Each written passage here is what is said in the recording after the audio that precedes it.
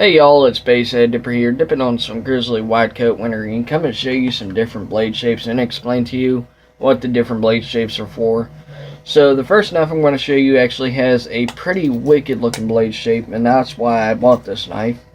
Also because it is a skinning knife, and it also has a bone saw on it, so it can cut bone. The bone saw is right here, got your skinning blade, and you actually have nice control with this hole right here for your fingers, so you can just have control of it. It has a nice jimping on the back, and it's actually really comfortable, even though this blade shape actually looks pretty retarded. But whenever you hold it like this, and the curvature of the handle itself actually makes it pretty comfortable. Now, I've already did a review on this knife, and this is made by Chipway Cutlery in Pakistan. It's made in Pakistan, it looks like. It says Pakistan right here.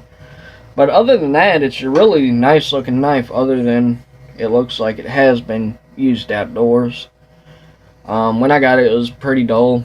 It still fairly is dull, but I got a little sharpness to it. But it's not a knife that I'm going to be using. It's strictly my collector's knife, or for my collection. So most of my cheaper knives, depending on the steel quality, I'll keep in my drawer for my collection. But most of the time, like I said, depending on the quality of the steel, I might use it. This is something I would not use just because I don't know how good it is. And I really have no use for this style of blade. So that's actually the most oddest blade shape I have in my collection, besides this little guy right here, which is a mossy oak hunting knife with a gut hook, and that's a pretty odd looking blade shape. But the reason for that being is it's also a hunting knife, and you can gut the animal and you can skin the animal. That's what this long belly right here is for skinning, right here. And these type of knives with the long bellies, they're best for skinning because they offer more surface area compared to a smaller knife. Now, don't get me wrong, depending on the blade shape, you can hunt with a pocket knife. I've actually seen people do it. They actually had a guy who hunted with a pocket knife, and he said, well, you can use a pocket knife for hunting. That's actually the best type of knives to use because they're smaller, and he literally said the reason why. You actually have to cut the butthole of the animal out. And I was like, I wanted to die laughing, but people were sleeping, so I kind of laughed on the inside without actually making any sound. So yeah. But that's pretty much the two odd shaped blades that I've seen out of my lifetime. I'm sure people have seen them in common. If they're a big hunting fan, they probably got knives like that. But that's pretty much it for the unusual blade shapes. We're getting into more common blade shapes, like this guy right here. Believe it or not, a Tanto style point is more common than the two blades I just showed you. So I have the Gerber Evo Tanto, which is a little everyday tactical knife. Very tiny. Like, go ahead and lay it out on my hand, or put it up against my hand. You can see how tiny that blade is. And if I measure it, it doesn't even cover half of my hand, like this one does. It's damn near as big as my hand, but not quite. And that's how I tell if I'm going to buy a knife or not. If I can't legally carry it, I won't buy it. But, and again, some instances, that's not the case. If I see a really nice looking knife, and it's over the legal limit of carrying, I'll keep it in my collection, like this USMC K-Bar. Now, this is the most common blade style you can actually get. Drop point or clip point blades are very common with all just about all knife makers and manufacturers. A lot of knife companies use them. I know Gerber used them, Bucks used them. I even have a Winchester Bowie that has the same exact blade shape. And the reason for that being is the clip point style blades are good in all applications, whether it be in tactical, hunting, everyday, self-defense. They're good for all applications. So, with that being said, the reason Ka-Bar adapted the Bowie style clip point, Bowie style clip point, is because it's appealing. It's an appealing style blade shape. And the reason they did that, on most of their knives, I have a few Ka-Bar, or I have one other Ka-Bar that's a pocket knife. And that thing is old. My grandfather bought it back in the 80s. He had it ever since. Or was it the 70s? I can't even remember, but I literally, this is what I did. I restored the blade. He actually gave me a couple knives. One actually had a chip in it, and I damn near got that chip out. It didn't take long. It took a couple hours to do it, about a couple hours to do it, but I finally got it just about out.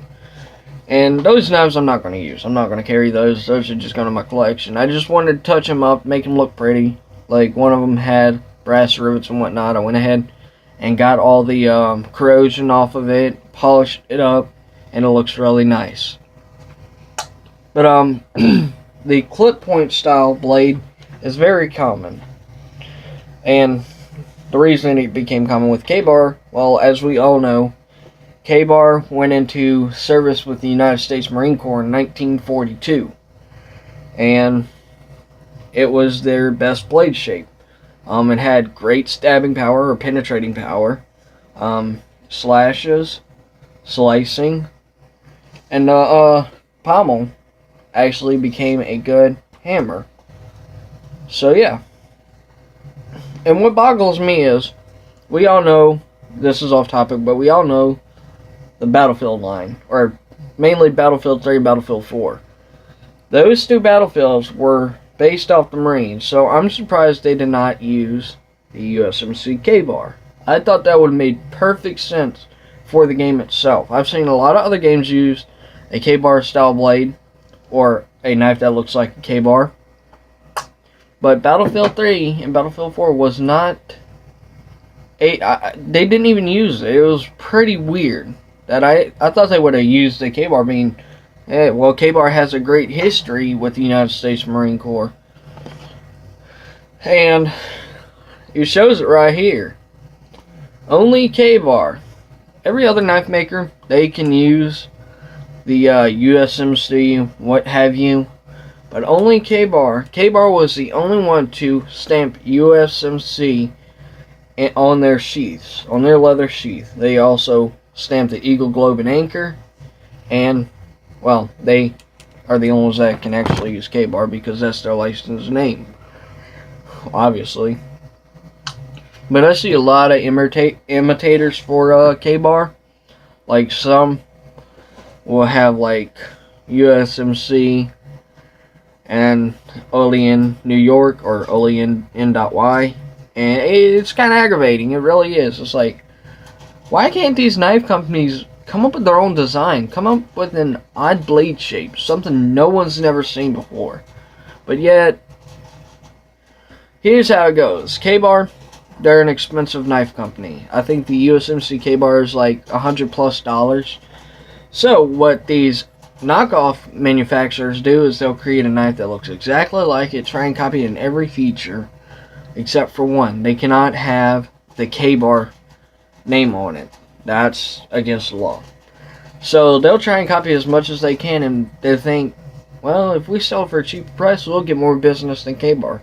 Even though everybody loves Ka-Bar, only a few people actually, and I mean a few. I'm not saying that everybody went to that company, but a few went to that company, and then they found out it wasn't real Ka-Bar, and I guarantee they were pissed. And if they weren't, well, damn. See, me, I like all types of knives, whether it's a knockoff, whether it's the real deal, or anything like that. I like knives. They're pretty cool. They're a cool thing to have, and I already said that in my other video. Knives are a tool. And I see all these companies and whatnot coming out with these, you pull it out, it's got a knife on it, it fits in your wallet, and I'm like, a blade that thin, if you try to do anything with that, it's going to snap or dull out real easy. Because they use surgical steel. Surgical steel, some nice type of steel. That's what my lip ring is made out of. Surgical stainless. But it's not good for knife making. Put it out there. Not good for knife making. The only thing it's really good for that involves a blade is scalpels. Medical issued scalpels. That's it. Or medical grade, not medical issued. But yeah. But the USMC K-Bar is good for just about everything. I wouldn't want a baton with it. But say, if you wanted a good hunting knife, K-Bar is the way to go. In my opinion. This is my personal opinion. Everybody else has their own opinion. But K-Bar, they make really good knives. So, they can skin. They can field dress an animal. They can quarter meat. I guess that's what you would call it. And you can use the pommel as a hammer. I like the pin to pommel design, and I'll show you that here real quick. I gotta get some black fingernail polish, but you see that shiny little speck right there? That's a pin through the pommel, and it goes all the way through. So yeah, that's pretty much it about the blade shapes. I like knives. Anyways, guys, tell me what you think of the beard. I'm actually digging it. It's getting really long and itchy. But yeah, anyways, guys, this is Basshead Dipper signing out.